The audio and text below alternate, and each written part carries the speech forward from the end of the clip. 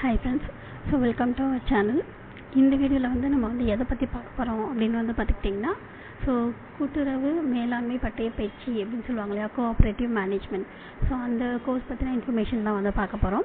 So என்ன eligible, உங்களுக்கு வந்து எப்போ அப்ளை பண்ணலாம், எவ்வளோ ஃபீஸு, ஸோ இது படிக்கிறதுனால என்ன யூஸு, அந்த மாதிரி வந்து இந்த வீடியோவில் நம்ம வந்து டீட்டெயிலாக பார்க்கலாம். ஸோ இதுக்கு முன்னாடி வந்து ஃபஸ்ட் டைம் நம்ம சேனல் பார்க்குறவங்களா இருந்தால் ப்ளீஸ் சப்ஸ்கிரைப் பண்ணிக்கோங்க. ஸோ இது வந்து பார்த்திங்கன்னா கூட்டுறவு மேலாண்மை பட்டய பயிற்சி இருக்கு இல்லைங்களா, முழு நேரம் ரெகுலர் கோர்ஸ்க்கான அப்ளிகேஷன் ஃபார்ம் பற்றின இன்ஃபர்மேஷன் தான் நம்ம வந்து பார்க்க போகிறோம். ஸோ இது வந்து பார்த்திங்கன்னா 2025-26 அட்மிஷனுக்கான அப்ளிகேஷன் ஃபார்ம் இது.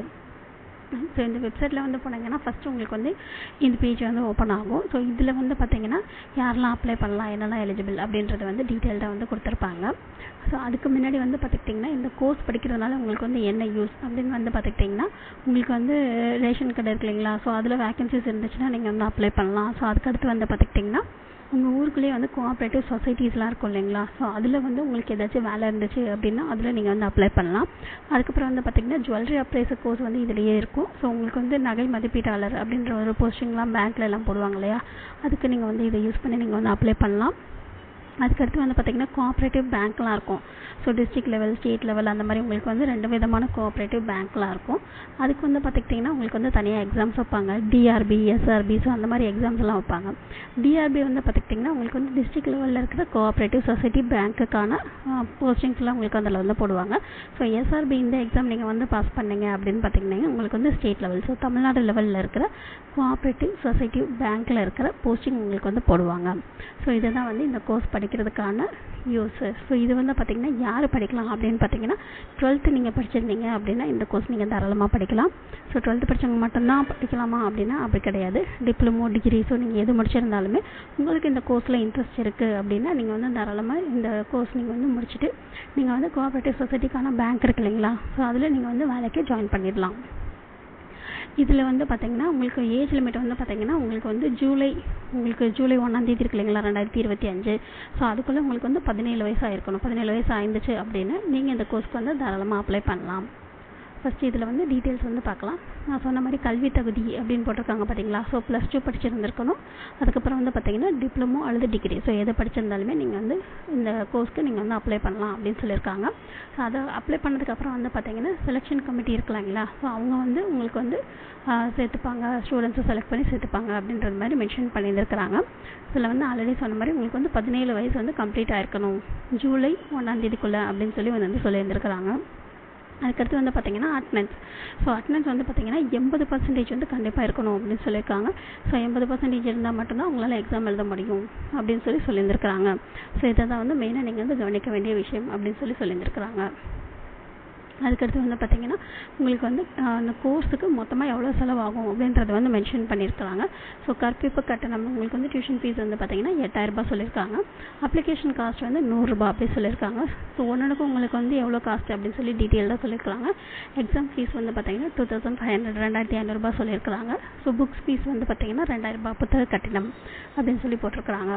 ஸோ உங்களுக்கு எல்லாமே சேர்த்து ஓவராலாக பார்த்திங்கன்னா 20,850 இது வந்து இந்த கோர்ஸ்க்கான மொத்த ஃபீஸ் அப்படின்னு சொல்லி மென்ஷன் பண்ணியிருந்துருக்கிறாங்க. ஸோ இதில் வந்து அப்ளிகேஷன் காஸ்ட் மட்டும் உங்களுக்கு வந்து 100 ரூபாய். அது இல்லாமல் வந்து பார்த்திங்கன்னா ஓவராலாக இந்த கோர்ஸ் முடிக்கிறதுக்கு உங்களுக்கு 20,750 ரூபாய் உங்களுக்கு வந்து தேவைப்படும் அப்படின்னு சொல்லியிருக்காங்க. ஸோ இது எல்லாமே பார்த்திங்கன்னா ஒரே தவணையில் செலுத்தணும் அப்படின்னு சொல்லியிருக்காங்க. ஸோ அதுக்கப்புறம் வந்து மெயினாக என்ன கொடுத்துருக்காங்க அப்படின்னா உங்களுக்கு வந்து ரீஃபண்ட் கிடையாது. ஸோ இப்போ இந்த கோர்ஸ்க்கு நீங்கள் வந்து ஃபீஸ் கட்டிட்டீங்க அப்படின்னா உங்களுக்கு எக்காரணம் கொண்டு திருப்பி தர மாட்டாங்க அப்படின்னு சொல்லி மென்ஷன் பண்ணியிருந்துருக்கிறாங்க. அதுக்கப்புறம் வந்து பார்த்திங்கன்னா இன்ஸ்டியூஷன். ஸோ இப்போ உங்களுக்கு ஏதாச்சும் ஒரு டிஸ்ட்ரிக்டில் நீங்கள் வந்து இன்ஸ்டியூஷன் வந்து செலக்ட் பண்ணி நீங்கள் வந்து அப்ளை பண்ணியிருக்கீங்க, உங்களுக்கு வேறு ஏதாவது ரீசனுக்காக நீங்கள் வந்து வேறு டிஸ்ட்ரிக்ட் மாற்றணும் அப்படின்னா மாற்ற முடியாது அப்படின்னு சொல்லி அவங்க வந்து மென்ஷன் பண்ணியிருந்துருக்கிறாங்க. ஸோ நீங்கள் வந்து அப்ளை பண்ணும்போது எந்த டிஸ்ட்ரிக்டில் அப்ளை பண்ணுறீங்களோ நீங்கள் வந்து அந்த கோர்ஸ் முடிக்கிற வரைக்கும் அங்கே அதே இன்ஸ்டியூஷனில் தான் நீங்கள் வந்து படிக்கிற மாதிரி இருக்கும் அப்படின்னு சொல்லி மென்ஷன் பண்ணியிருந்துருக்கிறாங்க. ஸோ இதெல்லாம் உங்களுக்கு வந்து ஓகே வந்துச்சுன்னா நீங்கள் வந்து அப்ளை பண்ணலாம் அப்படின்னு சொல்லியிருக்காங்க.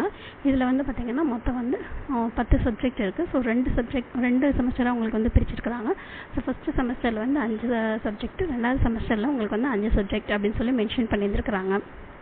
ஸோ இதில் வந்து பார்த்திங்கன்னா நகை மதிப்பீடும் மத நுட்பங்களும் போட்டிருக்காங்க இல்லையா, ஸோ இதுதான் வந்து நான் வந்து சொல்லியிருந்தேன் ஜுவல்லரி அப்ரைசர். உங்களுக்கு வந்து நகை மதிப்பீட்டாளர் அப்படின்னு சொல்லிட்டு உங்களுக்கு வந்து பேங்க்லலாம் போஸ்டிங் இருக்கும் இல்லையா, ஸோ அதுக்கு இது மூலமாக நீங்கள் வந்து அப்ளை பண்ணலாம் அப்படின்றது வந்து இந்த கோர்ஸோட main use.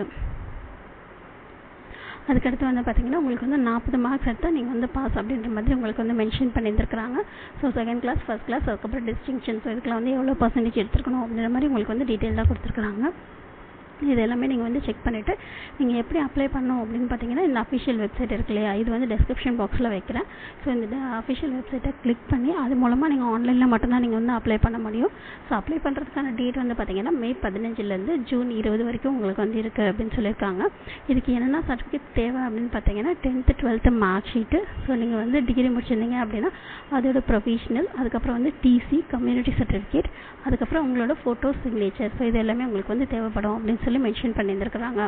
So mark sheet, 10th 12th mark sheet, degree அல்லது டிப்ளமோ முடிச்சிருந்தீங்கன்னா அதோட ப்ரொவிஷனல், அதுக்கப்புறம் வந்து டிசி, அப்புறம் வந்து கம்யூனிட்டி சர்டிஃபிகேட், ஸோ உங்களோட ஃபோட்டோ சிக்னேச்சர், இது எல்லாமே உங்களுக்கு வந்து தேவை.